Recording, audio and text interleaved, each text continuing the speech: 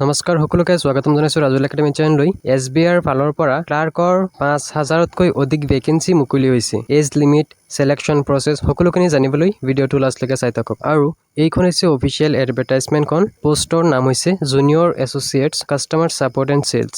আৰু ইয়াৰ এপ্লাই 6/8/2025 মানে আজিৰ পৰা ষ্টাৰ্ট হৈছে আৰু লাষ্ট ডেট হৈছে 26/8/2025 আৰু ইয়াৰ প্ৰিলিমিনাৰী এক্সাম ছেপ্টেম্বৰত হ'ব আৰু মেইন এক্সাম নৱেম্বৰত হ'ব আৰু টোটেল পোষ্ট আছে 5180টা আৰু অসমত আছে 145টা পোষ্ট আৰু ইয়াত স্যালাৰিটো 26730 টকাৰ পৰা বেসিক পে লাভ কৰিব আৰু ইয়াৰ এডুকেশন কোৱালিফিকেশন বিচাৰিছে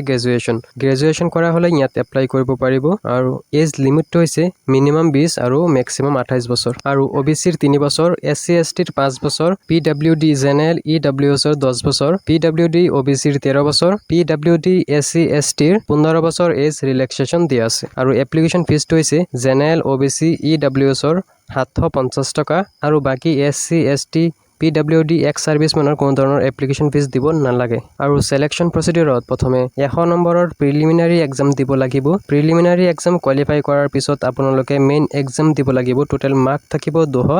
আৰু সময় থাকিব 2 ঘণ্টা 40 মিনিট ইয়াৰ পিছত যদি আপোনালোকে ক্লাছ 10-12ত লোকেল ল্যাঙ্গুৱেজটো পঢ়া নাই তেতিয়া হলে লোকেল ল্যাঙ্গুৱেজ প্ৰফিচিয়েন্সি টেষ্ট দিব লাগিব টেষ্ট প্যাটাৰ্নটো ইয়াত দি দিছে নন ভাৰ্বেল টেষ্ট আৰু ভাৰ্বেল টেষ্ট নন ভাৰ্বেল টেষ্টত অবজেক্টিভ আৰু সাবজেক্টিভ দুটা সেকশনত 15 নম্বৰকৈ থাকিব আৰু ভাৰ্বেল টেষ্টত 20 নম্বৰ থাকিব